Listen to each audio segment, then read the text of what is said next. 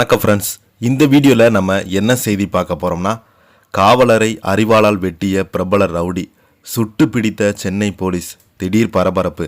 இணையதளத்தில் வைரலாகும் செய்தி. வாங்க என்ன தகவல்னு பார்க்கலாம். முதன்முறையாக நம்ம சேனலை பார்க்குறீங்கன்னா சப்ஸ்கிரைப் பண்ணாதவங்கள சப்ஸ்கிரைப் பண்ணிக்கோங்க. பெல் பட்டன் சிம்பல் அமைக்கி நம்ம சேனலோட நோட்டிஃபிகேஷனை எனபிள் பண்ணிக்கோங்க. நாங்கள் போடுற வீடியோ எல்லாமே உங்களுக்கு உடனுக்குடனே வந்து சேரும். வாங்க என்ன தகவல்னு பார்க்கலாம்.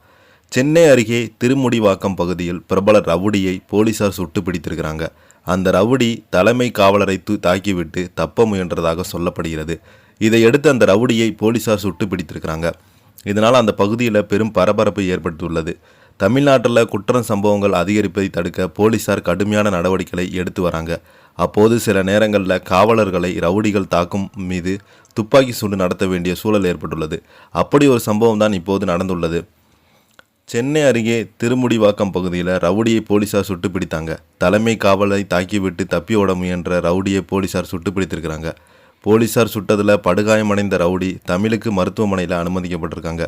அங்கு அவருக்கு தீவிர சிகிச்சை அளிக்கப்பட்டு வருகிறது.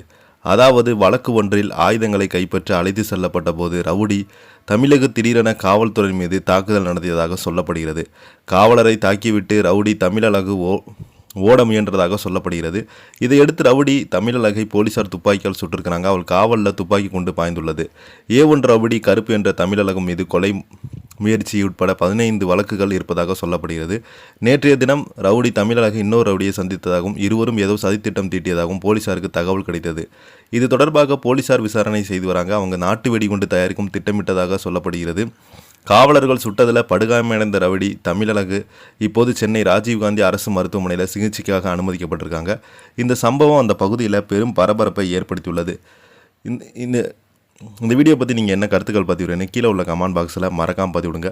இந்த வீடியோ பிடிச்சிருந்தால் லைக் பண்ணுங்கள், ஷேர் பண்ணுங்கள், கமெண்ட் பண்ணுங்கள். நன்றி.